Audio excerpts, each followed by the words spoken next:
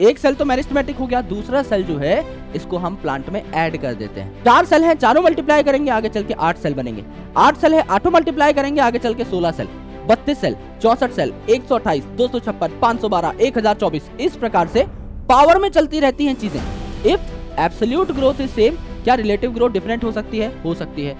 If relative growth is same, क्या absolute आपकी different हो सकती है? बिल्कुल हो सकती है। दोनों केसेस हमने प्रूफ करके देखे। एपिकल डोमिनेंस बढ़ाता कौन है? ऑक्सिन। ये एपिकल डोमिनेंस को प्रमोट करता है, लेकिन घटाता कौन है? आपका साइटोकाइनिन। सो हेलो एवरीवन, कैसे हैं आप सब लोग? I hope each and every one of you is doing absolutely good. My name is doctor Vipin Kumar Sharma और मैं आप सभी लोगों का तहे दिल से स्वागत करता हूं हमारे इस प्यारे से चैनल कंपटीशन वाला के ऊपर in the mind map series, जहां पर आज हम लोग कंप्लीट करने वाले हैं प्लांट फिजियोलॉजी यूनिट को with the discussion of last chapter, that is plant growth and development. ये चैप्टर बहुत यूनिक है क्योंकि यहां पर आपको एक ही ऐसा टॉपिक है जो नया पढ़ना होता है, that is plant growth regulators. उसके अलावा जितने भी टॉपिक हैं आप पहले कहीं ना कहीं उनके बारे में सुन चुके हैं, कहीं ना कहीं उनके बारे में पढ़ चुके हैं, तो यहां पर आपको काफी आसानी होती है इस चैप्टर को ओवरऑल समझने में, ओवरऑल पढ़ने में। प्लांट हार्मोन्स के जो रोल्स हैं, उनकी जो डिस्कवरी है, उनके जो इंपॉर्टेंट आपके कंपोनेंट्स हैं कि किनसे प्लांट ग्रोथ रेगुलेटर्स डेराइव किए गए हैं, ये कुछ नाम हैं जो आपको याद करने होते हैं।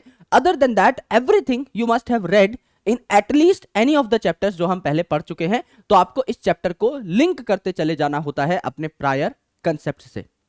अगर मैं आपको माइंड मैप्स दिखाऊं तो 4 शीट्स के अंदर, जो कि बहुत खुली खुली बनाई हुई हैं, देखिए बहुत कम कम डेटा यहां पर लिखा हुआ है। इन 4 शीट्स के अंदर, जहां पर डायग्राम्स भी आपके भरपूर हैं, इनके अंदर हमने कंसोलिडेट कर दिया है हमारे पूरे के पूरे चैप्टर को। यानी जिस टाइम पर आप रिवीजन कर रहे होंगे आपको बहुत ज्यादा मजा आ रहा होगा एंड आपका कोई भी इंपॉर्टेंट पॉइंट नहीं छूट रहा होगा। चैप्टर के नाम के अंदर घुस जाते हैं, plant growth and development. Growth कोई ऐसी चीज नहीं है जिसके बारे में हम पहली बार सुन रहे हैं। चैप्टर 1 की ही अगर हम बात करें तो 11th क्लास में जब हमने शुरू करी थी बायोलॉजी लिविंग वर्ल्ड चैप्टर के साथ, उसी टाइम पे हमने देखा था कि ग्रोथ के ट्विन कैरेक्टरिस्टिक्स हैं। पहला इंक्रीज इन मास और दूसरा increase in number of individuals. यानी यहां पर अगर हम पहले बच्चे थे और अब बड़े हो चुके हैं तो हमारा मास बढ़ा है, यानी ओवरऑल हमने लाइफ में ग्रोथ दिखाई है। और ये जो ग्रोथ है, दैट ग्रोथ इज इरिवर्सिबल। ये आपकी रिवर्सिबल नहीं है, ये वापस नहीं हो सकती, आप दोबारा छोटे बच्चे नहीं बन सकते, परमानेंट है। यानी नंबर ऑफ सेल्स जो बढ़ चुके हैं वो अब आपके बढ़े हुए ही काउंट होंगे। वो दोबारा से 2 सेल मिलकर 1 सेल नहीं बना सकते। अगर सेल डिवीजन हुआ है, 1 सेल से 2 डॉटर सेल्स बन चुके हैं, तो वो दोनों डॉटर सेल मिलकर दोबारा से फादर सेल या मदर सेल नहीं बना सकते। तो यहां पर इरिवर्सिबल परमानेंट इंक्रीज होता है, या तो आपके सेल के अंदर, टिश्यूज के अंदर, ऑर्गन्स के अंदर आपको प्लांट में यहां पर ग्रोथ दिख रही होती है। अगर आप ग्रो कर रहे हो, आपकी बॉडी में चीजें बिल्ड हो रही हैं, तो एनाबॉलिज्म और कैटाबॉलिज्म दोनों ही होंगे, लेकिन एनाबॉलिज्म थोड़ा सा ज्यादा हो रहा होगा, तभी आपकी बॉडी में चीजें बिल्ड हो सकती हैं। यहां पर जो ग्रोथ होती है प्लांट में इनडिटर्मिनेट है एंड ओपन ग्रोथ है। ओपन मतलब plants are open for growth, यानी हमेशा ग्रोथ होती रहती है, कभी ग्रोथ नहीं रुकती। इसी को इनडिटर्मिनेट ग्रोथ कहा जाता है, यानी इनफाइनाइट टाइम तक आपकी ग्रोथ होती रहती है, चाहे कम ही क्यों ना हो, लेकिन होगी इनफाइनाइट टाइम तक। ऐसा नहीं है कि कोई प्लांट ऐसा है जो उगता रहा और एकदम से आसमान फाड़ करके बाहर निकल गया, दैट इज नॉट पॉसिबल। चाहे उसमें 1 सेंटीमीटर की ग्रोथ हो रही हो, समझ लीजिए कोई पेड़ है वो 100 मीटर हाइट अटेन कर चुका है, अब चाहे उसमें 1 सेंटीमीटर ही ग्रोथ हो हर साल, तो आपको वो दिखाई भी नहीं देगी, it's not conspicuous, it's not evident, लेकिन फिर भी ग्रोथ हो रही होगी, नए सेल बन रहे होंगे। इसी का मतलब है इनडिटर्मिनेट ग्रोथ। अब आपका प्लांट ग्रो करता है और ग्रो करने से जो नए नए सेल्स आते जाते हैं वो डिफरेंशिएट कर जाते हैं, अपना कोई पर्टिकुलर काम धंधा पकड़ने लग जाते हैं।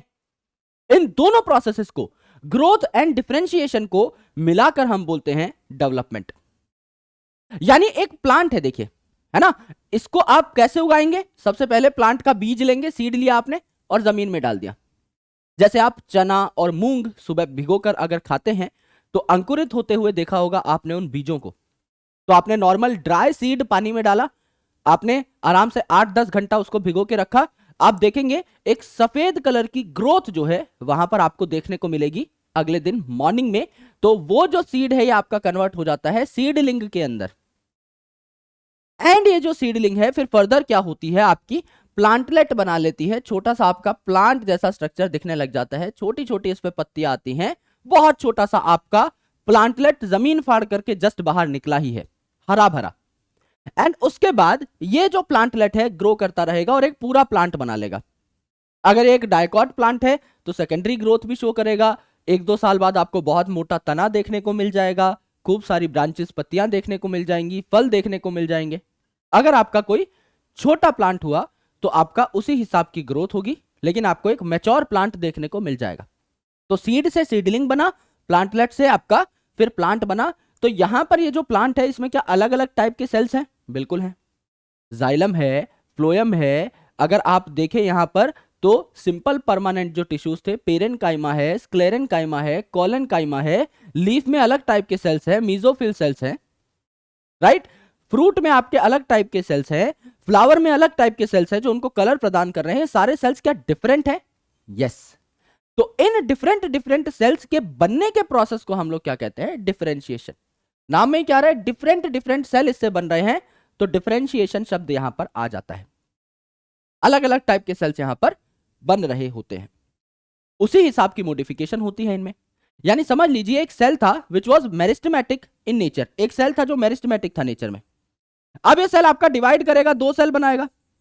अब एक सेल तो दोबारा से मेरिस्टेमेटिक हो जाएगा, क्योंकि मेरिस्टेमेटिक सेल्स हमको खत्म थोड़ी करने हैं डिवाइड कर करके, उनको आपको रीजनरेट करना होता है।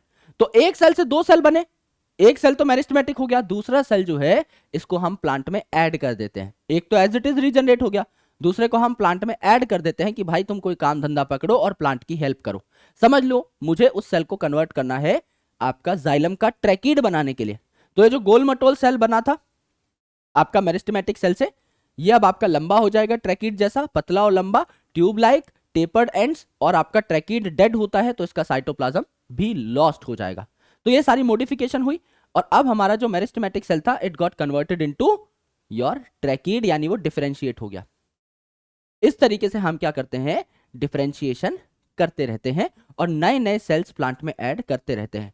अगर आपको प्लांट की हाइट बढ़ानी है तो जाहिर सी बात है आपको 2 चीजें काम में लेनी होंगी। एक तो आपके एपिकल मेरिस्टेमेटिक सेल्स, यानी यहां पर है आपका शूट एपिकल मेरिस्टम, नीचे की साइड रूट एपिकल मेरिस्टम।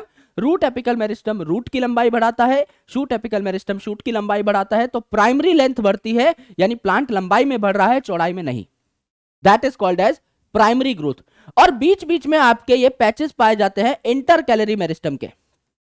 ये हम एनाटॉमी में बहुत डिटेल में पढ़ चुके हैं। ये इंटर कैलरी मेरिस्टम भी आपकी लेंथ बढ़ाने में हेल्प करते हैं। बीच बीच में कुछ आपके टिश्यू के पैचेस छूटे हुए होते हैं, तो चाहे इंटर कैलरी ले लो चाहे एपिकल ले लो, रूट और शूट का दोनों प्राइमरी मेरिस्टम है।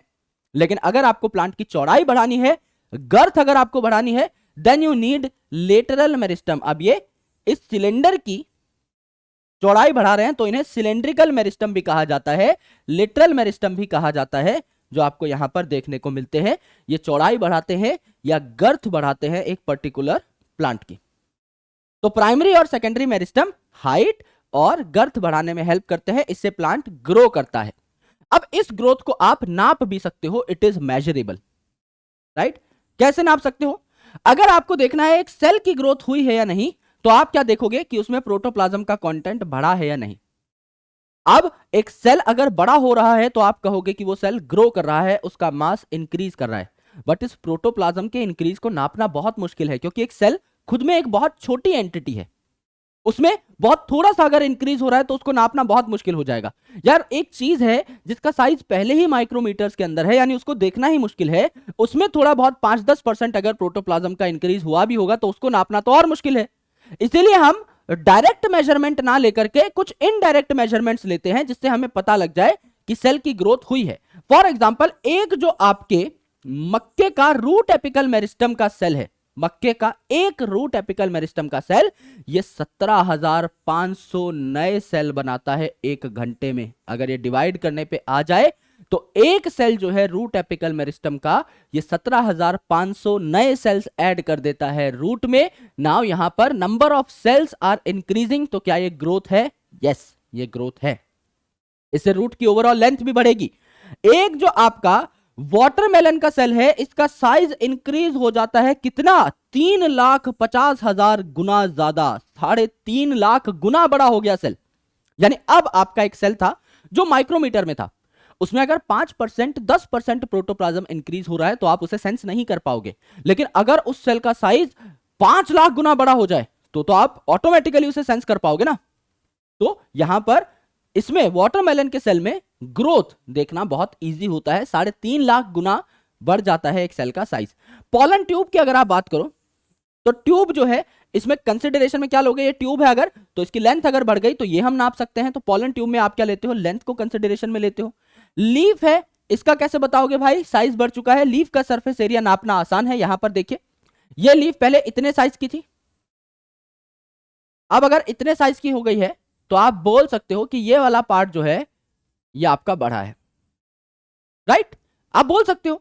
और यहां पर अगर पहले लीफ इतने साइज की थी जो हरी भरी है, तो इसका जब साइज बढ़ेगा तो आप ये भी बोल सकते हो कि लीफ का सरफेस एरिया बढ़ा है, तो यहां पे size is equivalent to surface area. आप इससे भी बता सकते हो कि आपका लीफ जो है इसमें ग्रोथ हुई है ना। अगर आप देखें तो ग्रोथ किस तरीके से होती है, रीजन ऑफ मेरिस्टेमेटिक एक्टिविटी जो है यहां पर नए नए सेल्स बनते हैं। सेम चीज जो हमने मॉर्फोलॉजी में भी पढ़ी थी, एनाटॉमी में भी पढ़ी थी। मॉर्फोलॉजी में हमारा पहला ही डायग्राम है आपका फर्स्ट टॉपिक में, दैट इज रूट में the regions of root. Root cap के जस्ट पास कौन से सेल्स प्रेजेंट है, cells of meristematic activity, root apical meristem के सेल्स। वो नए सेल्स ऐड करेंगे ऊपर की साइड, और ऊपर है रीजन ऑफ इलोंगेशन जहां पे सेल हो जाएंगे लंबे लंबे। फिर है रीजन ऑफ मैच्योरेशन जहां से रूट हेयर निकल रहे थे, रीजन ऑफ मैच्योरेशन में सेल्स को अपना काम मिल जाएगा, वो डिफरेंशिएट हो जाएंगे, नाम है रीजन ऑफ मैच्योरेशन, तो सेल आपके मैच्योर हो जाएंगे। सेम चीज यहां पर बताई हुई है, मेरिस्टेमेटिक जो रीजन है यहां पर सेल डिवीजन होता है, इलोंगेशन रीजन में सेल लंबे लंबे हो जाते हैं, और आपका यहां पर आगे जो है in the region of maturation और मैच्योरिटी सेल्स आपके डिफरेंशिएट हो जाते हैं, अपना बढ़िया तरीके से काम धंधे पे लग जाते हैं। तो ये सारी कहानी शुरू होती है सिंगल सेल जाइगोट से। जाइगोट से आपका एम्ब्रियो बनता है सीड के अंदर, और उस एम्ब्रियो से पूरा का पूरा प्लांट बनता रहता है। तो सेक्सुअली रिप्रोड्यूसिंग ऑर्गेनिजम्स की कहानी यही है, एक सिंगल सेल है, उससे ही आपके सारे के सारे सेल्स बन करके तैयार होते हैं। तो यहां पे हमने कुछ नया नहीं पढ़ा, ये जो डायग्राम है सेम टू सेम हम लोगों ने एनाटॉमी में भी पढ़ा था, मॉर्फोलॉजी में भी हमने देखा था कि प्लांट की ग्रोथ कैसे होती है। ये सेम एनाटॉमी का डायग्राम है, ये बहुत जनरल जनरल बातें हैं, यानी कि इस चैप्टर में अभी तक कुछ नया नहीं आया। अब आपको एक नया टॉपिक पढ़ना है विच इज सुप्रीमली इजी, जिसका नाम है ग्रोथ रेट। जहां पर भी रेट टर्म आ जाए, चाहे फिजिक्स की बात करो, चाहे केमिस्ट्री की बात करो, चाहे आप बायोलॉजी की बात करो, किसी भी फील्ड ऑफ साइंस में कहीं भी रेट टर्म आपकी यूज हो जाए, इसका मतलब आपसे कहा गया है कि एक लिमिटेड टाइम में पर टाइम आपका कितना किसी चीज का दर रहा है, रेट रहा है, वो आपको पता लगाना होता है। यानी आप 1 फीट से 2 फीट के हो गए, दैट इज योर ग्रोथ।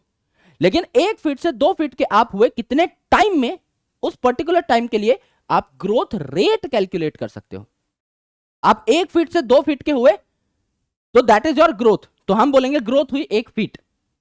अब आपकी ग्रोथ हुई कितनी साल में या कितने टाइम में, 1 फीट से आप 2 फीट के हुए 1 साल में, तो आपकी ग्रोथ रेट क्या हुई, 1 फीट पर ईयर, ये आपका रेट हो जाएगा।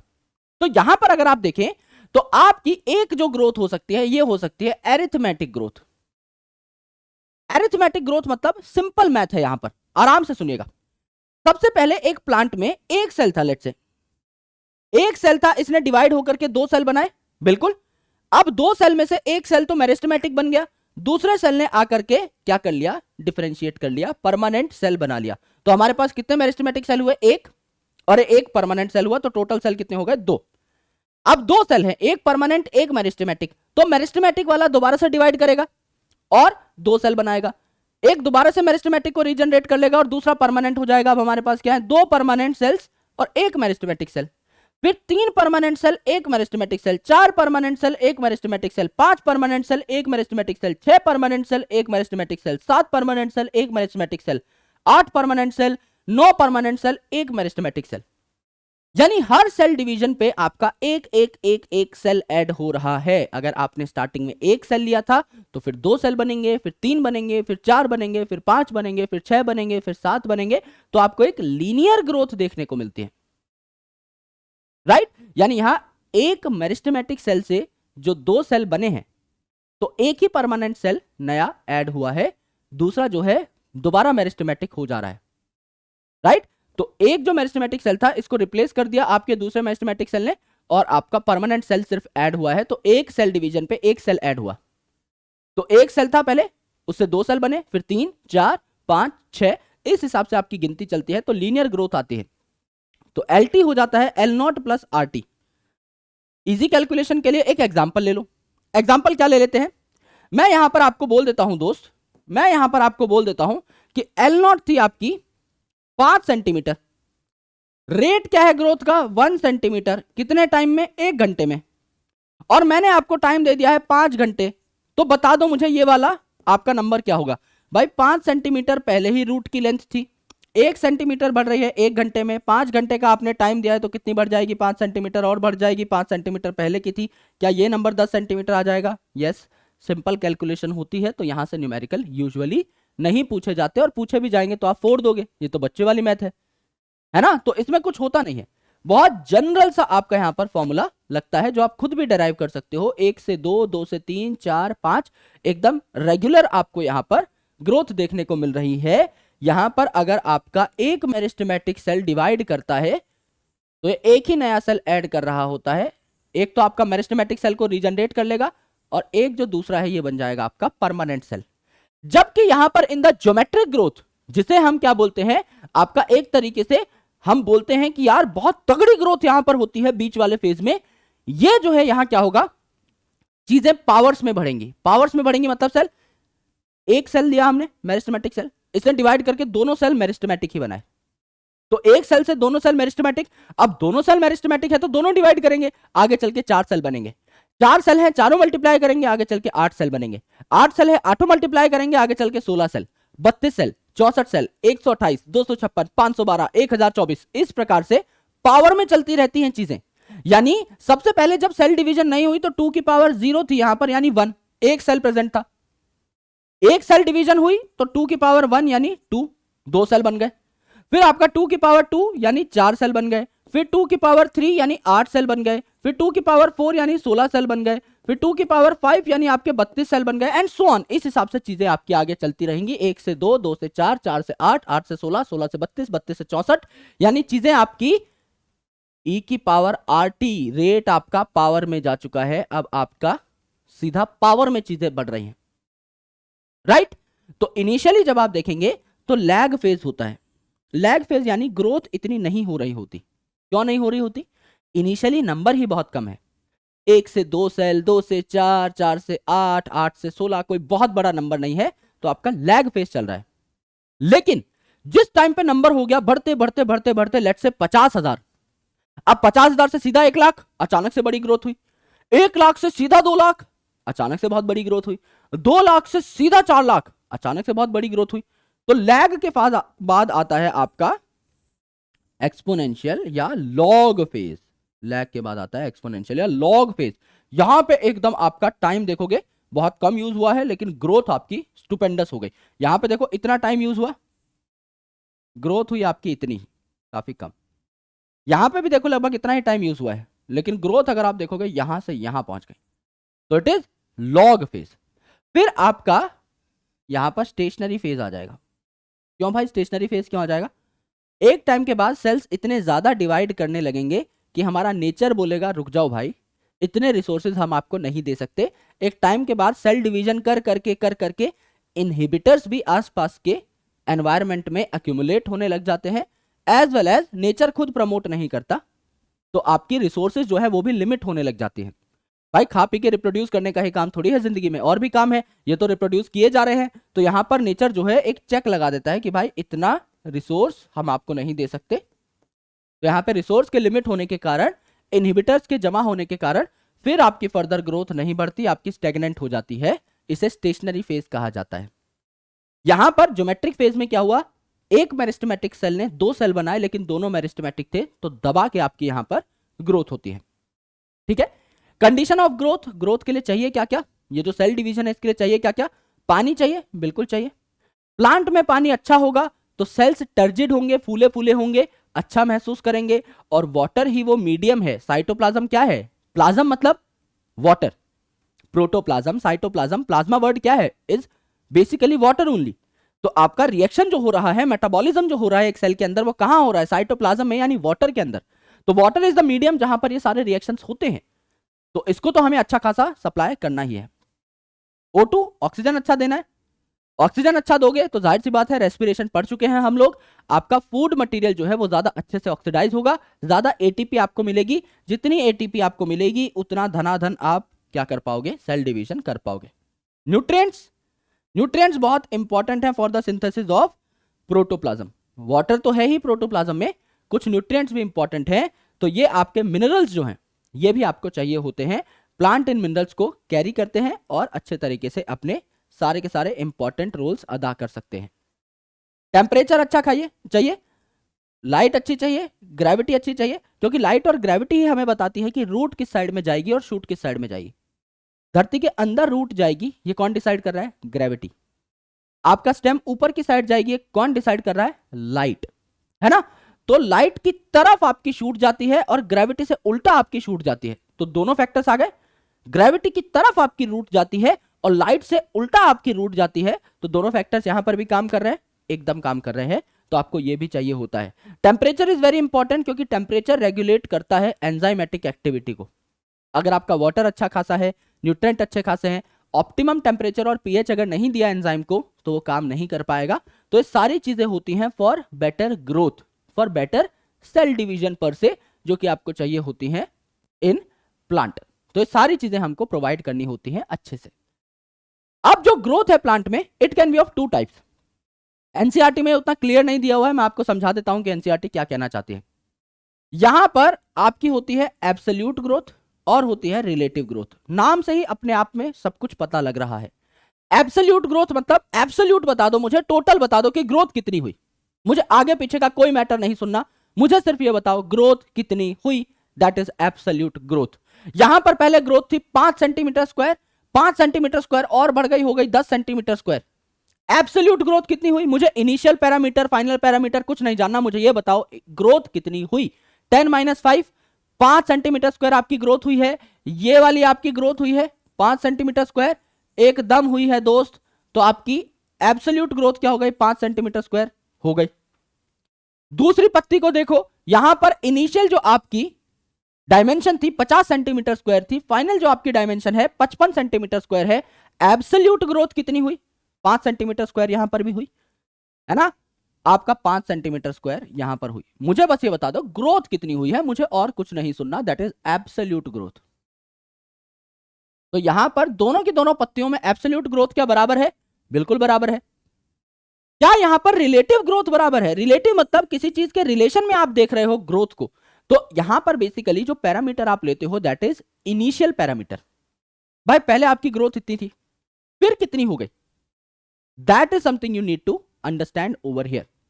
समझ लीजिए पहले यहां पर पत्ती थी 5 सेंटीमीटर स्क्वायर की, फिर यहां पत्ती हो गई 10 सेंटीमीटर स्क्वायर की, यानी जितनी थी उतनी ही और बढ़ गई, 5 थी और 5 बढ़ गई, यानी 100% ग्रोथ हो गई, बिल्कुल हो गई भाई। 5 थी और 5 ही और बढ़ गई, क्या 100% ग्रोथ हुई, यस। तो रिलेटिव ग्रोथ कितनी हुई, 100%। जबकि यहां पर पहले 50 थी, अब 55 हो गई, यानी कितनी बड़ी है, 5 बड़ी है, 50 के कंपैरिजन में 5 बड़ी है, तो क्या करोगे 5/50 कितना हो गया, 10% हो गया। यहां पर आपको 10% रिलेटिव ग्रोथ देखने को मिली। तो despite of having same absolute growth, these two leaves are having different relative growth.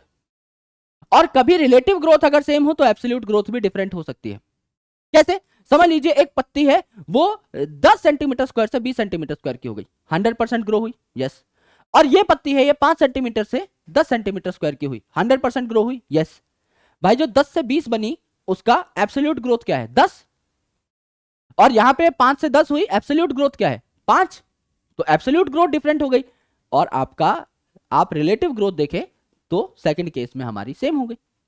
तो आप शफल करोगे केसेस को तो आपको एक अच्छा क्वेश्चन यहां पर देखने को मिलेगा। असर्शन रीजन आ सकता है, नया क्वेश्चन है, किसी किताब में नहीं मिलेगा। If absolute growth is same, क्या रिलेटिव ग्रोथ डिफरेंट हो सकती है? हो सकती है। If relative growth is same, क्या एब्सोल्यूट आपकी डिफरेंट हो सकती है? बिल्कुल हो सकती है। दोनों केसेस हमने प्रूफ करके देखे। अब अगला जो टॉपिक है that is related to secondary growth, है ना। तो बहुत अच्छा टॉपिक है, यह है डिफरेंशिएशन, डी डिफरेंशिएशन और री डिफरेंशिएशन। इसको याद करना ही नहीं होता, सिर्फ हमें शब्दों से खेलना होता है यहां पर।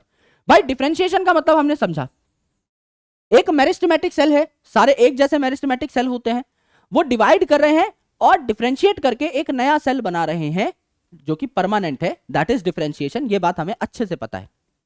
मेरिस्टेमेटिक सेल समझ लीजिए रूट में डिवाइड कर रहे हैं, तो रूट में जितने भी सेल्स है जो स्ट्रक्चर बना रहे हैं रूट का, चाहे आपका जाइलम का ट्रैकिड बना रहे हो, वेसल बना रहे हो, पेरेन्काइमा बना रहे हो, फाइबर बना रहे हो, चाहे जो आपका फ्लोएम वहां तक पहुंच रहा है उसका आपका सीव ट्यूब बना रहे हो, कंपेनियन सेल बना रहे हो, पेरेन्काइमा बना रहे हो, फाइबर बना रहे हो, रूट के और स्ट्रक्चरल सेल्स हैं, रूट के रूट हेयर सेल्स हैं, ये सारे जो सेल्स बन रहे हैं दे आर परमानेंट। तो ये किसके डिवीजन से बने होंगे? मेरिस्टेमेटिक सेल्स के डिवीजन से बने होंगे। यस। सिमिलरली स्टेम में जितने भी सेल्स हैं क्या वो आपके शूट एपिकल मेरिस्टम के सेल्स के डिवीजन से बने होंगे? बिल्कुल। तो आप जब मेरिस्टेमेटिक सेल को डिवाइड करके परमानेंट सेल बनाते हो पहली बार, दैट इज डिफरेंशिएशन, ये हमें पहले से पता है। अब नाम के अंदर घुसिए, डी डिफरेंशिएशन यानी डिलीट करनी है हमको डिफरेंशिएशन। डिफरेंशिएशन में क्या हुआ था? मेरिस्टेमेटिक से परमानेंट टिश्यू बन रहे थे, अगर उसको आप डिलीट करोगे तो क्या हो जाएगा? कुछ परमानेंट टिश्यू दोबारा से मेरिस्टेमेटिक हो जाएंगे, यानी अपनी एक्टिविटी को रीगेन कर लेंगे, डिवाइड करने की एक्टिविटी को। मैंने आपको बताया था जब डाइकॉट के केस में स्टेम में आपकी सेकेंडरी ग्रोथ होती है तो मेडुलरी रे के सेल्स डिवाइड करने लग जाते हैं। मेडुलरी रे के सेल्स क्या है? ये पेरिसाइकल रीजन में कुछ पेरेन्काइमा के सेल्स है, पेरेन्काइमेटस लिविंग सेल्स है जो आगे चल के डिवाइड कर सकते हैं and they can make interfascicular cambium, cambium जो सेकेंडरी ग्रोथ कराती है। तो आपके शूट एपिकल मेरिस्टम के सेल्स ने सारे शूट के सेल्स बनाए तो मेडुलरी रे के भी सेल्स बनाए होंगे, दिस इज डिफरेंशिएशन। मेडुलरी रे के सेल्स इंटरफेसिकुलर कैम्बियम बनाने लग पड़े, यानी ये परमानेंट से मेरिस्टेमेटिक हो गए, तो इट इज डी डिफरेंशिएशन, बिल्कुल डी डिफरेंशिएशन। अब ये जो इंटरफेसिकुलर कैम्बियम के सेल हैं, नाम ही है कैम्बियम, तो क्या सेकेंडरी ग्रोथ कराएंगे? सेकेंडरी ग्रोथ कराएंगे तो क्या बनाएंगे? आपका फेसिकुलर कैम्बियम है, यानी आपका जाइलम और फ्लोएम के बीच में है, तो आपका प्राइमरी जाइलम और प्राइमरी फ्लोएम के बीच में प्रेजेंट है, तो सेकेंडरी जाइलम सेकेंडरी फ्लोएम ये बनाएगा, सेकेंडरी जाइलम और सेकेंडरी फ्लोएम ये बनाएगा। ये फर्दर डिवाइड नहीं कर सकते अब, यानी ये फिर परमानेंट हो गए। यानी दोबारा डिफरेंशिएशन होना, री का मतलब होता है अगेन, दोबारा डिफरेंशिएशन होना इज री डिफरेंशिएशन। तो मेरिस्टेमेटिक से जब पहली बार कोई परमानेंट सेल बना तो डिफरेंशिएशन, परमानेंट सेल जब दोबारा से मेरिस्टेमेटिक बना तो डिफरेंशिएशन का उल्टा, यानी डिफरेंशिएशन डिलीट हो गई तो डी डिफरेंशिएशन। और आपका दोबारा जो डी डिफरेंशिएटेड टिश्यू है ये आपका दोबारा से डिफरेंशिएट कर रहा है परमानेंट टिश्यू बनाने के लिए, दैट इज री डिफरेंशिएशन। अगेन आपकी डिफरेंशिएशन हो रही है, तो सेकेंडरी ग्रोथ में आपको ये बहुत अच्छे तरीके से होता हुआ दिखाई दे रहा होता है। Now this is a diagram which is very complex in NCERT. Let me just simplify this diagram for you. यहाँ पे एरो आड़े टेढ़े दिए हुए हैं तो इसको देख करके आप समझ नहीं सकते कि क्या हो रहा है। यहाँ पे डेवलपमेंट का डेफिनेशन दिया हुआ है कि जितने भी चेंजेस सीड को बोने से लेकर के आपके प्लांट के बूढ़े होने तक होते हैं उन सबको हम डेवलपमेंट कहते हैं। अब क्या हुआ यहाँ पर, प्लांट के जर्मिनेट होने से लेकर के मरने तक जितने प्रोसेस हैं सारे डेवलपमेंट में आ रहे हैं, तो आपका एक मेरिस्टेमेटिक सेल है।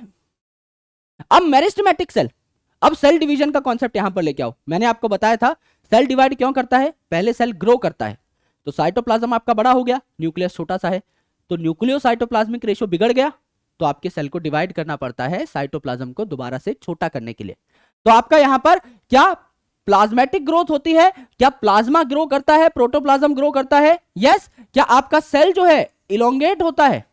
यस। तो आप यहां पर देखेंगे मेरिस्टेमेटिक सेल था, ये डिवाइड कर रहा है, तो इसमें प्लाज्मेटिक ग्रोथ होगी और फिर ये डिवाइड कर जाएगा। अगर ये डिवाइड कर जाएगा तो दो प्रकार के सेल्स बनाएगा, एक तो आपका दोबारा मेरिस्टेमेटिक हो गया और दूसरा आपका डिफरेंशिएट होने लगेगा, परमानेंट आपका सेल बनाने लगेगा। तो यहां पर क्या हुआ, इसमें इलोंगेशन हुई, नए सेल में मैच्योरेशन हुई। आपको पता है रीजन ऑफ मेरिस्टेमेटिक एक्टिविटी में सेल डिवीजन होता है, फिर आपका रीजन ऑफ इलोंगेशन में सेल इलोंगेट होता है, रीजन ऑफ मैच्योरेशन में या डिफरेंशिएशन में वो डिफरेंशिएट होता है तो आपका मैच्योर सेल बन गया, और ये आपका बूढ़ा हो जाता है फिर अपना काम करके, एंड इसकी डेथ हो जाती है। ये समझाया जा रहा है, यानी इन एरो की डायरेक्शन पे मत जाना। यहां पर क्या बताया हुआ है, एक मेरिस्टेमेटिक सेल है भाई, उसने डिवाइड करके 2 सेल बनाए। अब एक तो दोबारा से मेरिस्टेमेटिक हो जाएगा, क्योंकि हमें मेरिस्टेमेटिक सेल के नंबर को कम नहीं होने देना, तो एक तो दोबारा से मेरिस्टेमेटिक हो गया, तो एक तो आपका दोबारा से मेरिस्टेमेटिक हो गया। दूसरा वाला जो है ये आपका इलोंगेट भी करेगा, साइज में बढ़ेगा भी रीजन ऑफ इलोंगेशन में, रीजन ऑफ मैच्योरेशन में या रीजन ऑफ डिफरेंशिएशन में डिफरेंशिएट भी करेगा, अपना एक फंक्शन पकड़ेगा और अपनी जिंदगी फिर गुजार देगा, यानी बूढ़ा हो जाएगा, फिर इसकी डेथ हो जाएगी। तो यहां पर यही सारी पाथवे आपको बताई हुई है। इसी के साथ साथ एक क्वेश्चन यहां पर अच्छा सा बनता है रिलेटेड टू प्लास्टिसिटी। प्लास्टिसिटी मतलब एनवायरमेंटल कंडीशंस को देखते हुए अगर प्लांट का कोई ऑर्गन डिफरेंट शेप्स अटेन कर लेता है, उसे हम प्लास्टिसिटी कहते हैं। इसी प्रकार से आपका लीफ जो है ये भी प्लांट का ऑर्गन है, फोटोसिंथेटिक ऑर्गन है। ये जब प्लास्टिसिटी शो करता है तो इसको हेट्रोफिली कहा जाता है। हेट्रो मतलब different, phylli phyll, chlorophyll, sporophyll, phyll का मतलब क्या है, लीफ है। तो आपका लीफ जब डिफरेंट टाइप के हो जाए एक प्लांट में ड्यू टू डिफरेंट थिंग्स, उसे हम हेट्रोफिली कहते हैं, या हम कहते हैं प्लास्टिसिटी ऑफ लीफ। तो कैसे कैसे आपकी लीफ डिफरेंट हो सकती है सेम प्लांट के अंदर ही, जैसे कॉटन, कोरिएंडर और लार्कस्पर है, यहां से 4 नंबर आएंगे। इन 3 लाइनों से, इन 3-4 लाइनों से 4 नंबर का काम आएगा। कॉटन, कोरिएंडर और लार्कस्पर में जो जुवेनाइल पार्ट है और जो आपका मैच्योर प्लांट पार्ट है, ये आपके अलग अलग दिखाई देते हैं। यहां पर लीफ आपकी अलग अलग दिखाई देती है। तो आपकी एक ही प्लांट में 2 प्रकार की लीफ होती है। जुवेनाइल अलग है, जब छोटा है प्लांट तो वो अलग है, और आपका मैच्योर होने के बाद प्लांट की लीफ अलग शेप ले लेती है, यानी हेट्रोफिली यहां पर दिख रही है। और आपका डिफरेंस किस वजह से आ रहा है, लीफ में डिफरेंस आ रहा है बिकॉज ऑफ द एज और the stage of life. Juvenile में अलग, अडल्ट में अलग। सबसे इंपॉर्टेंट एग्जांपल जो है वो है बटर कप। कप में क्या पीते हो, पानी पीते हो, है ना। तो एक्वेटिक आपका यहां पर और टेरेस्ट्रियल, ये जो लीफ हैं ये डिफरेंट होते हैं। यानी यहां पर आपका बटर कप जो है ये आपका बेसिकली हैबिटेट से रिलेटेड आपका डिफरेंशिएशन शो करता है इन लीफ। भाई पानी के अंदर कोई लीफ है तो उनको पानी जैसा ही होना पड़ेगा, लहराते रहना पड़ेगा, पतला पतला रिबन जैसा होना पड़ेगा, जिससे पानी उनको फाड़ के ना निकल जाए। अगर चौड़ी लीफ रख दोगे तो पानी की लहरों से फट जाएंगी। तो टेरेस्ट्रियल जो लीफ है वो आपकी, जो हवा में लीफ है वो आपकी बड़ी बड़ी है, जबकि पानी के नीचे जो लीफ है वो आपकी लहरा रही है, रिबन लाइक है। तो यहां पे हेट्रोफिली आई, यहां पर भी 2 डिफरेंट टाइप की लीव्स हैं, पर किस वजह से है, ये है आपकी बेसिकली हैबिटेट में डिफरेंस आने की वजह से, जिस जगह ये रह रही है उसमें डिफरेंस आने की वजह से। यह है बटर कप में। और कॉटन, कोरिएंडर और आपका लार्कस्पर जो है इसमें किस वजह से आई, इसमें आई बेसिकली आपकी लाइफ की स्टेज की वजह से, कि आपका जुवेनाइल लीफ अलग है, मैच्योर लीफ आपकी अलग है। यहां से सवाल पूछा जाता है। अब हमारा most important topic, that is plant growth regulators. इनको आप प्लांट हार्मोन्स भी बोल सकते हैं। प्लांट मतलब फाइटो होता है तो फाइटो हार्मोन्स भी बोल सकते हैं। लेकिन कई साइंटिस्ट ने यह कहा कि यार हार्मोन्स हम लोग टर्म यूज करते हैं फॉर एनिमल्स, क्योंकि उसकी एक खास बात है, एंडोक्राइन ग्लैंड में बनता है एंड उसके बाद ब्लड स्ट्रीम से होकर के एक जगह से दूसरी जगह जाता है। ये टर्म अगर यूज ना करी जाए प्लांट के लिए तो बेहतर है। तो आप इन्हें प्लांट हार्मोन ना बोल करके प्लांट ग्रोथ रेगुलेटर बोल लो, कि कुछ केमिकल हैं जो प्लांट की ग्रोथ को रेगुलेट करते हैं। इनका भी छोटा होना और सिंपल होना जरूरी है। तो सिंपल सिंपल मॉलिक्यूल्स होते हैं ये, क्यों, क्योंकि इनको भी आपका लेकर के जा रही हैं स्ट्रीम्स। भाई प्लांट में कोई ब्लड का फ्लो तो है नहीं, वहां पर भी आपका क्या है, जाइलम फ्लोएम ही है। तो इनका हल्का होना, इनका सिंपल होना बहुत जरूरी है, तभी इनको ट्रांसपोर्ट किया जा सकता है। तो आपके 2 तरीके के प्लांट ग्रोथ रेगुलेटर्स होते हैं। पहले आपके प्रमोटर जो अच्छे अच्छे काम करते हैं, प्लांट की ग्रोथ को प्रमोट कराते हैं, जैसे ऑक्सिन, जिबरलिन, साइटोकाइनिन। नाम से ही पता लग रहा है आपका साइटोकाइनिन मतलब साइटोकाइनेसिस कराने वाला। साइटोकाइनेसिस मतलब, साइटो मतलब सेल, काइनेसिस मतलब डिवीजन, सेल डिवीजन करवाने वाला। आपका जिबरलिक एसिड बोल्टिंग कराने वाला, इंटरनोड की लेंथ को बढ़ाने वाला, स्टेम की लेंथ को बढ़ाने वाला। ऑक्सिन रूट की इनिशिएशन कराने वाला। जब एक प्लांट इनिशियली ग्रो करता है तो रूट की जो इनिशिएशन है that is been done by auxin. Inhibitor हो सकते हैं आपके एबीए यानी एब्सिसिक एसिड, और इथाइलिन आपका दोनों प्रकार का है, कुछ प्रमोटरी एक्टिविटीज भी करता है, कुछ आपकी इनहिबिटरी एक्टिविटीज भी करता है, लेकिन इसके पाप जो है वो पुण्य से ज्यादा है, इसीलिए इसको इनहिबिटर की कैटेगरी में रखा जाता है। हालांकि काम दोनों प्रकार के ही करता है, जो कि हम डिस्कस करेंगे। अब देखें इनकी डिस्कवरी कैसे हुई, अलग अलग आपके प्लांट ग्रोथ रेगुलेटर्स की डिस्कवरी कैसे हुई। पहली बात तो इन सब की डिस्कवरी बाय चांस हुई है, जिसको साइंस में एक टर्म दी जाती है सेरेंडिपिटी। सेरेंडिपिटी मतलब आप करना चाह रहे थे कुछ और आपको कुछ यूनिक दिखा, आप उसके पीछे पड़ गए, दैट इज सेरेंडिपिटी। लेकिन एक्चुअल में serendipity is clear cut observation. अगर आप किसी बेवकूफ के आगे कोई चीज रख दोगे तो वो कभी भी आपको कुछ कंक्लूसिव आर्ग्यूमेंट नहीं दे पाएगा। साइंटिस्ट जो कि हर चीज को बहुत गौर से देखता है और हर चीज के पीछे के रीजन को जानने की कोशिश करता है, वही सेरेंडिपिटी को पकड़ सकता है, अदरवाइज कोई नहीं पकड़ सकता। तो यहां पर हमारे डार्विन साहब थे और इनके बेटे थे चार्ल्स डार्विन और फ्रांसिस डार्विन। इन्होंने देखा कि सिलप्टाइल जो है आपकी कैनरी ग्रास की, ये बेंड हो जाती है लाइट की प्रेजेंस में। यानी अगर सूरज यहां से आ रहा है तो आपके कैनरी ग्रास की जो सिलप्टाइल है ये सन की ओर बेंड हो जाती है। तो इन्होंने कहा ये रिलेशन क्या है, कोई तो ऐसा केमिकल है जो यहां पर बन रहा है जो इसको बेंड कराने में हेल्प कर रहा है। इन्होंने कहा कोई तो ऐसा केमिकल है जो इसे बेंड करा रहा है, वो कोई सा केमिकल क्या है वो इन्होंने आइसोलेट नहीं किया। तो उसके बाद एक साइंटिस्ट आए वेंट साहब, FW वेंट, इन्होंने आइसोलेट किया ऑक्सिन फ्रॉम ओट की सीडलिंग, राइट। तो यहां पर अगर आप देखेंगे तो ऑक्सिन जो है यहां पर डार्विन एंड डार्विन ने कहा कि कोई चीज है, यानी उन्होंने डिस्कवरी की कि हाँ ऐसी कोई चीज है जो आपके बेसिकली ये जो सिलेप्टाइल है इसको बेंड होने में हेल्प करती है आपकी सन की तरफ। लेकिन आइसोलेट किन्होंने किया, FW वेंट साहब ने सबसे पहले आइसोलेट किया। और ऑक्सिन जो है इंडोल डेरिवेटिव है ना, इंडोल कंपाउंड का डेरिवेटिव है, नाइट्रोजन कंटेनिंग ये कंपाउंड होता है। एंड बेसिकली आपके सबसे कॉमन जो ऑक्सिन है इन्हें क्या कहा जाता है, indole acetic acid, indole butyric acid. तो इंडोल शब्द वहीं पे आ रहा है तो याद करने की जरूरत नहीं है, auxin is indole derivative. Gibberellic acid आपका कहां से सबसे पहले आइसोलेट किया गया, तो एक साइंटिस्ट है जिनका नाम था कुरोसावा। तो कुरोसावा साहब जो है इन्होंने एक डिजीज देखी राइस में, उस डिजीज का नाम था बकाने डिजीज या फिर फूलिश सीडलिंग डिजीज। यानी आपका जो फसल है वो तो अच्छे से खड़ी है लेकिन दाने आप देखोगे तो खाली हैं। तो फूलिश सीडलिंग डिजीज मतलब बाहर से देख के लग रहा है कि फसल मस्त है, लेकिन जब आप कटाई करने गए, हार्वेस्ट करने गए उस फसल को, तो आपने देखा कि दाने नहीं निकल रहे हैं। तो फूलिश सीडलिंग डिजीज आपको फूल बना दिया है, सीडलिंग ने, उसके अंदर कोई सीड था ही नहीं। और यहां पर इन्होंने देखा कि ये बीमारी किस वजह से हुई है, तो उन्होंने कहा कि भाई फंगस है आपका जिब्रेला फ्यूजिकोराई, ये कोई आपका केमिकल बना रहा है जिब्रेला फ्यूजिकोराई। तो ये जो फंगस है इसका नाम है जिब्रेला, इसी के नाम पे जिब्रेलिक एसिड टर्म रखी गई। इसका नेचर आपका स्लाइटली एसिडिक है, इसीलिए इसको एसिड बोला जाता है। एब्रीवेशन में इसको GA बोला जाता है।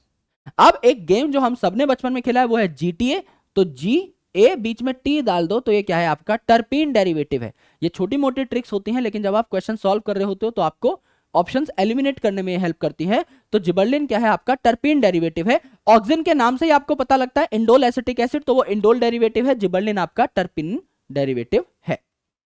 जो आपका फंगस से आइसोलेट किया, ये बात याद रखना है ना, क्योंकि हम प्लांट ग्रोथ रेगुलेटर्स की बात कर रहे हैं तो हमें लगता है कि सारे के सारे PGR आपके प्लांट में ही पाए जाते हैं, फंगस में भी पाए जा सकते हैं। तो यहां पर मिसकंसेप्शन तोड़ लो। अगला है आपका साइटोकाइनिन, नाम ही है आपका साइटोकाइनिन यानी सेल को डिवाइड करने वाला। तो कई साइंटिस्ट ने देखा कि जब आप कैलस क्या होता है अनडिफरेंशिएटेड मास ऑफ सेल, यानी एक सेल का गुच्छा है जिसके सारे सेल्स अभी अनडिफरेंशिएटेड हैं, किसी ने कुछ बनाया नहीं है, किसी ने कोई रूट नहीं बनाई, किसी ने कोई शूट नहीं बनाई, सारे आपके सेल्स एक जैसे हैं। तो जब आप उस कैलस को प्लांट में कन्वर्ट कराने की कोशिश करते हो आर्टिफिशियली लैब में, तो आपको कुछ केमिकल्स डालने पड़ते हैं। तो आप ऑक्सिन डालोगे, मैंने आपको बताया था रूटिंग ये कराता है, रूट अगर आपको बनानी है उस कैलस में तो ऑक्सिन डालोगे।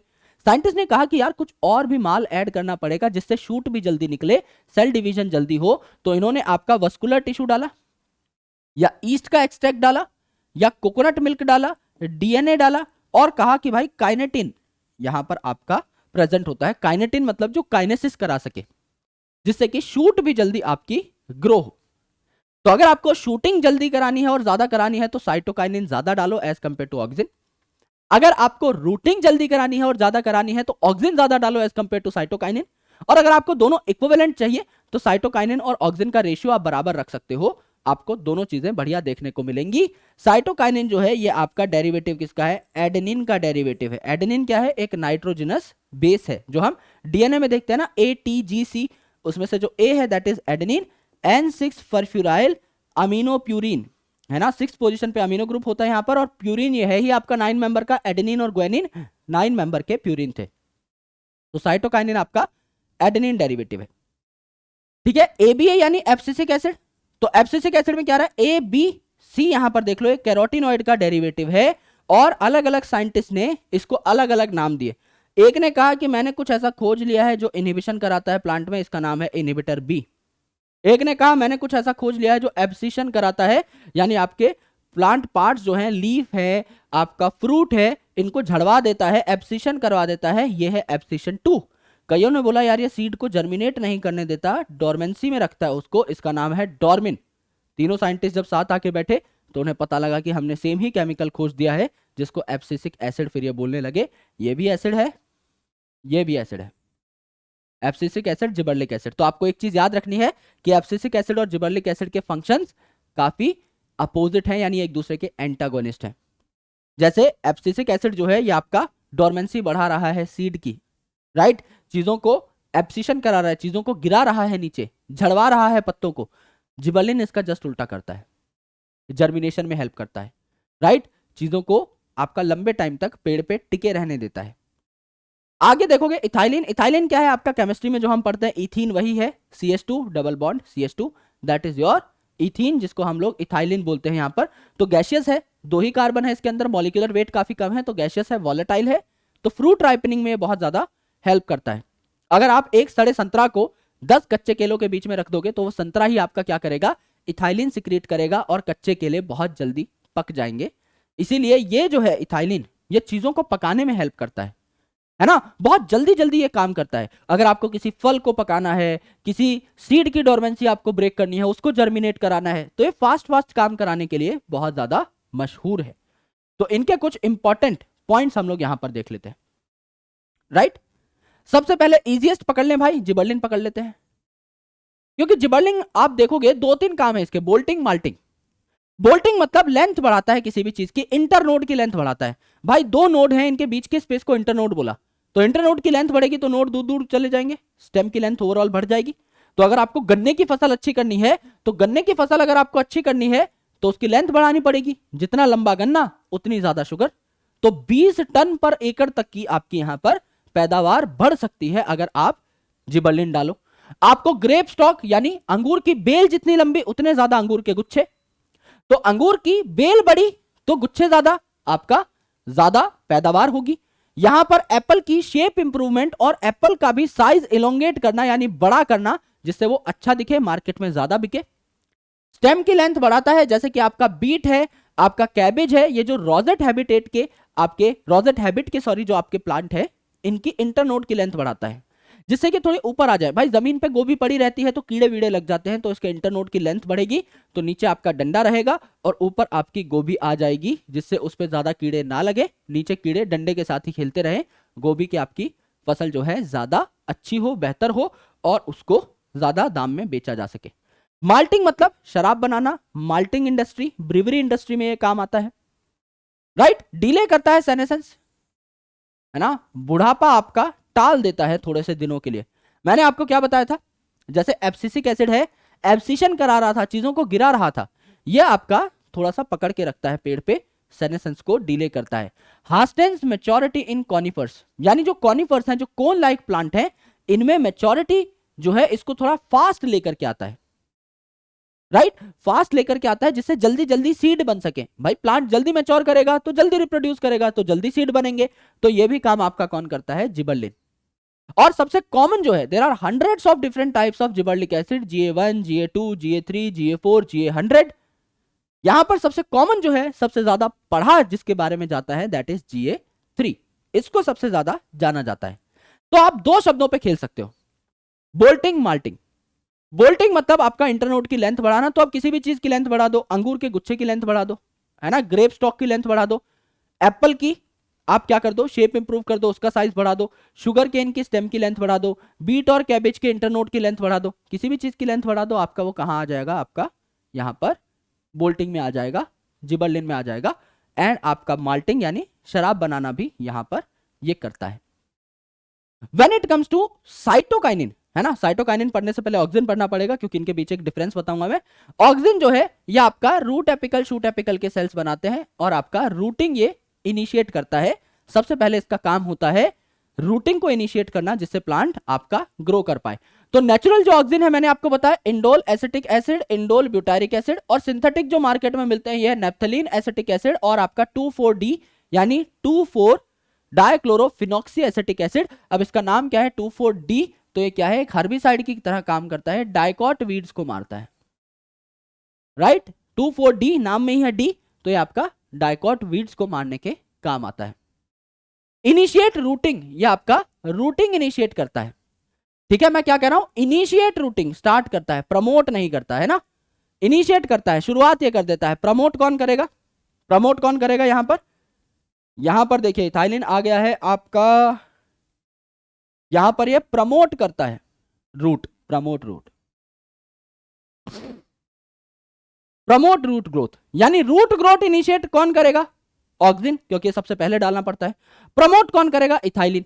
ये बोलेगा यार एक चीज मैंने इनिशिएट करी, तूने प्रमोट करी, बदला तो उतारना पड़ेगा भाई, एक चीज तू इनिशिएट कर दे, प्रमोट मैं कर दूंगा। तो ये क्या करता है, ये इनिशिएट करता है फ्लावरिंग पाइनएप्पल में, और प्रमोट कौन कर देता है, प्रमोट आपका कर देता है फ्लावरिंग पाइनएप्पल में आपका ऑक्सिन।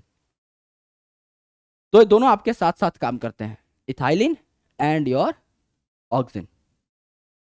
ये जो है रूट को इनिशिएट कर रहा है, इथाइलिन बोला मैं प्रमोट कर दूंगा, ये बोला यार मैं भी तेरा बदला उतारूंगा भाई, तू अगर पाइनएप्पल की फ्लावरिंग को इनिशिएट कर रहा है मैं प्रमोट कर दूंगा। दोनों याद हो गई चीजें, एनसीईआरटी के साथ एकदम खेलना सीख गए, बिल्कुल अच्छी बात है। तो रूटिंग इनिशिएट कर दी। Prevent fruit and leaf drop at earlier stages, यानी अगर लीफ है और फ्रूट है वो मैच्योर नहीं हुए हैं तो उनको ये ड्रॉप होने से रोकता है, क्योंकि कच्चे फल अगर नीचे गिर गए तो फायदा नहीं है, बिकेंगे नहीं मार्केट में, उनको अच्छे खासे पके फॉर्मेट में ही आपको गिराना है, जिससे उनका साइज ज्यादा हो सके, वजन ज्यादा हो, जिससे ज्यादा पैसा मिले। तो आपका अर्ली स्टेजेस में यह रोकता है आपके लीफ और फ्रूट ड्रॉप को, लेकिन मैच्योर होने के बाद बढ़ा देता है। जैसे ही मैच्योर होते हैं आपके लीफ और फल गिर जाते हैं। एपिकल डोमिनेंस ये लेकर के आता है, एपिकल डोमिनेंस लेके आता है, मतलब आपके एपिकल अपेक्स पे भी बड हो सकते हैं और आपके एक्सिल पे भी बड हो सकते हैं, एक्सिलरी बड। जब तक एपिकल बड ऊपर पड़ा हुआ है ये नीचे वाले बड्स को ग्रो करने नहीं देता, तो आपकी ज्यादा ब्रांचेस नहीं आ पाएंगी। ये जो बड थे एक्सिलरी, ये ब्रांचेस बना ही नहीं पा रहे हैं क्योंकि ऊपर वाला बड इनके ऊपर बैठा है, वो महाराजा है, बाकी किसी को ग्रो नहीं करने दे रहा। तो इसलिए आपने देखा होगा स्कूल में जो हेज लगे होते हैं, जो आपका फुटबॉल का ग्राउंड है उसके चारों ओर जो बाउंड्री लगी रहती है प्लांट्स की, उनको आपने ऊपर से कटते हुए देखा होगा। गार्डनर भैया आते हैं बड़ा सा कैंचा लेकर के और उनको काटते रहते हैं। ऊपर ऊपर से ही क्यों काटते हैं, क्योंकि ऊपर से अगर काटेंगे तो एपिकल बड गया तो आपका एक्सिलरी बड जो है ये अच्छे से ग्रो करते रहेंगे, कोई एपिकल डोमिनेंस नहीं होगी और नीचे आपकी डेंस झाड़ियां देखने को मिलेगी। तो हेज मेकिंग में ये काम आता है। और आपको लीफ किसकी चाहिए, टी की चाहिए भाई। चाय पत्ती ही तो हम लोग यूज करते हैं, पत्ती ही तो चाहिए आपको। तो पत्ती कब होंगी, जब ज्यादा ब्रांचेस होंगी। तो आप चाय की फसल लगाते टाइम भी ऊपर के एपिकल बड काट देते हो, है ना। जब जब एपिकल बड आते हैं उनको कैंचा लेकर के काट देते हैं, जिससे नीचे आपका क्या हो जाए, बहुत सारे एक्सिलरी बड्स हैं वो ग्रो करें, खूब सारी डालियां हो, खूब सारी डालियों पे खूब सारे पत्ते हों, खूब सारे पत्तों की खूब सारी चाय पत्ती बने और हम जैसे लोग मस्त बिंदास चाय पी सकें। तो यहाँ पे एपिकल डोमिनेंस बढ़ाता कौन है, ऑक्सिन। ये एपिकल डोमिनेंस को प्रमोट करता है, लेकिन घटाता कौन है, आपका साइटोकाइनिन, ठीक है। ये ओवरकम करता है एपिकल डोमिनेंस को। तो ये आपका ऑक्सिन और साइटोकाइनिन का रिवर्स आपका फंक्शन हो गया, ये आपके उल्टा काम करते हैं, ये आपके एक तरीके से एंटागोनिस्ट हो गए, है ना। पार्थेनोकार्पी यानी सीडलेस आपका फ्रूट बनता है टोमेटो वगैरह में, तो वो सब बनाने के लिए आपका पार्थेनोकार्पी आप यूज कर सकते हो। केला आप बनाने के लिए इस्तेमाल कर सकते हो।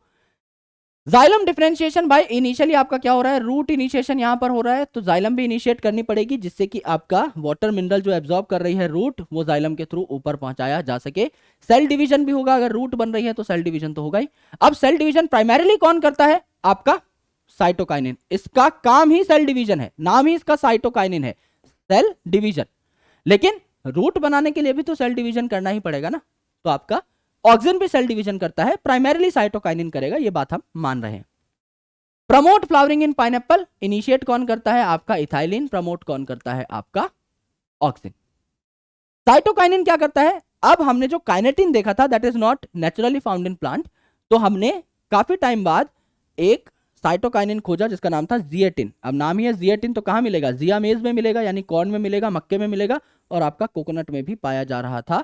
ये जियाटिन आपका नेचुरल साइटोकाइनिन था। तो नई नई चीजें जो बनती हैं, जहां भी सेल डिवीजन हो रही होती है, एक्टिव सेल डिवीजन, नए ऑर्गन्स बन रहे होते हैं, वहां पर आपका साइटोकाइनिन चाहिए रहता है। चाहे सेल डिवीजन के दौरान नया क्लोरोप्लास्ट बन रहा हो, नई आपकी लीव्स बन रही हो, नए आपके सेल्स बन रहे हो, कहीं भी आपके डिवाइडिंग इलाके में, वहां पर आपका साइटोकाइनिन आता है। ठीक है, आपका adventitious shoot formation and lateral shoot formation, है ना। रूट आपकी बन रही थी ऑक्सिन से, शूट कौन बना रहा था, साइटोकाइनिन, तो शूट फॉर्मेशन यहां से होती है, ऊपर का पार्ट यहां पे बनता है। एपिकल डोमिनेंस बढ़ा कौन रहा था, ऑक्सिन, घटा कौन रहा है आपका साइटोकाइनिन, ये बात हमने पढ़ी। प्रमोट न्यूट्रिएंट मोबिलाइजेशन, यानी नीचे से न्यूट्रिएंट मोबाइल होकर के आपके चल करके ऊपर जा सकते हैं, जिससे प्लांट आपका बढ़िया तरीके से ग्रो करता रहे, उनका बुढ़ापा लेट आए तो डिले हो जाती है सेनेसेंस। जिबर्लिन भी आपका सेनेसेंस को डिले कर रहा था, यह भी आपका प्लांट पार्ट्स को कई टाइम तक प्लांट पे रख रहा था। यहां पर यह भी न्यूट्रिएंट मोबिलाइजेशन बढ़ाता है। तो न्यूट्रिएंट अगर मोबाइल होकर के ऊपर जा रहे हैं, अलग अलग ओल्ड पार्ट्स तक जा रहे हैं, तो उनको न्यूट्रिएंट्स मिलते जा रहे हैं, तो ओल्ड पार्ट आपके लंबे टाइम तक टिके रहते हैं आपके प्लांट के ऊपर, तो डिले सेनेसेंस यहां पर ये कर देते हैं। एब्सिसिक एसिड अगर आप देखो तो ये क्या करता है, नाम है एब्सिसिक एसिड, तो एब्सिशन बढ़ाएगा बिल्कुल, डोरमेंसी बढ़ाएगा बिल्कुल, है ना, आपका जर्मिनेशन घटाएगा बिल्कुल। डोरमेंसी बढ़ रहा है यानी चीजों को जर्मिनेट नहीं होने दे रहा, तो जर्मिनेशन घट रही है, डोरमेंसी बढ़ रही है, and it is called as stress hormone. Abscisic acid कुछ काम जो करता है वो असल में अच्छे के लिए करता है, जैसे डोरमेंसी बढ़ा रहा है, सर आप बोलोगे तो सीड को नहीं ग्रो करने दे रहा, अच्छी तो बात है।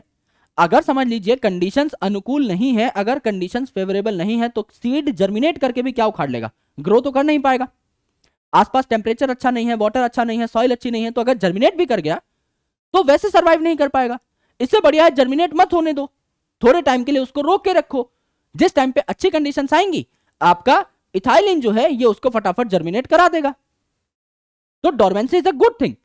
अगर मैच्योर प्लांट की आप बात करो तो ये क्या करता है, एब्सिसिक एसिड स्टोमेटा को क्लोज कर लेता है। अब हम सोचेंगे सर ये भी बुरी बात है, भाई अच्छी बात है ना, स्टोमेटा को क्लोज कर रहा है तो पानी बचा रहा है, पानी को नहीं उड़ने दे रहा, तो एक्चुअल में ये स्ट्रेस हार्मोन है। जब प्लांट को स्ट्रेस हो जाता है कि हाँ भाई अब मैं सर्वाइव कैसे करूंगा, उस टाइम पे एब्सिसिक एसिड आता है इसकी रक्षा करने के लिए और इसके स्ट्रेस को कम करता है, पानी वानी को बचाता है, तो इट्स अ गुड हार्मोन, है ना। हाँ इसकी एक्टिविटीज नेगेटिव है, पर वो नेगेटिव में भी हमारा पॉजिटिव छुपा हुआ है ना। तो हमें लगता है लाइफ में कई बार कि कुछ चीजें नेगेटिव चल रही हैं, they are not good, but that we should learn from the functions of abscisic acid, कि कई बार कुछ नेगेटिव चीज भी जो हो रही होती है ना, वो हमारे अच्छे के लिए ही हो रही होती है। अगर कंडीशंस अच्छी नहीं है और सीड जर्मिनेट कर भी जाए, डोरमेंसी में ना रहे, तो क्या फायदा होगा, आगे चल के वो आपका सर्वाइव नहीं कर पाएगा, उसको 2-3 महीने बाद मरना पड़ेगा। इससे बेटर ये है कि जब कंडीशंस फेवरेबल आए उस टाइम पर सीड जर्मिनेट करे और बहुत अच्छे से ग्रो करे, लाइफ लॉन्ग सर्वाइव करे। छोटे मोटे जो हर्डल्स आते हैं एक्चुअली में वो आपकी बेटरमेंट के लिए होते हैं, करेक्ट। आगे चलते हैं इथाइलिन पे, गैसियस हार्मोन है, इसको इथिफोन नाम से बाहर मार्केट में बेचा भी जाता है, राइट। यानी कि आपका स्प्रे आती है इसकी बेसिकली, जो आप छिड़क सकते हो, अलग अलग फलों पे उनको पकाने के लिए यूज किया जाता है। केले वगैरह को हम लोग जब ट्रांसपोर्ट करते हैं, तो अगर आप पक्के केले ट्रांसपोर्ट करोगे तो पिचक जाएंगे, पक्के केले थोड़े से क्या होते हैं आपके हल्के होते हैं, राइट, पिचक सकते हैं। लेकिन अगर आप देखेंगे अगर आप देखेंगे तो आपका कच्चे केले जो है स्ट्रांग होते हैं, सॉलिड होते हैं, तो उनको ट्रांसपोर्ट करना आसान है। तो आपको कच्चे केले मिल गए, ट्रांसपोर्ट होकर आ गए, कोई नुकसान नहीं हुआ, अब उनके ऊपर इथिफोन डाल के आप उन्हें पका सकते हो, करेक्ट। तो हॉरिजॉन्टल ग्रोथ और एपिकल हुक आपका सीडलिंग में कौन बनाता है, आपका इथाइलिन बनाता है। एक्चुअल में ये क्या है, ये आपका प्रमोट कर रहे हैं रूट को। हमने क्या बोला, इनिशिएट कौन करेगा रूटिंग को, ऑक्सिन। उसके बाद क्या होगा, हॉरिजॉन्टल ग्रोथ होगी, रूट आपकी मोटी होगी, सीडलिंग में रूट मोटी होगी, और एपिकल हुक बनेगा, ऊपर आपका हुक बनना भी स्टार्ट होगा, जिससे कि आपकी स्टेम की ग्रोथ बढ़ सके। तो आपका ये कौन करता है, इथाइलिन। एब्सिशन, सेनेसेंस और राइपनिंग को ये बढ़ा देता है, यानी चीजों को जल्दी जल्दी पकाता है ना, चीजों को जल्दी जल्दी पकाने में हेल्प करता है। किसी चीज को जल्दी बूढ़ा कर देगा, जल्दी पका देगा, है ना, जल्दी आपका बूढ़ी हो जाएंगी चीज तो जल्दी एब्साइज कर जाएंगी, जल्दी नीचे गिर जाएंगी मैच्योर होने के बाद। सीड और बड डोरमेंसी को ब्रेक करता है, कोई चीज उग नहीं रही, आप इथाइलिन डालो, उग जाएगी। प्रमोट करता है ये इंटरनोड और पेट्योल इलोंगेशन आपका बेसिकली काफी सारे प्लांट्स के अंदर।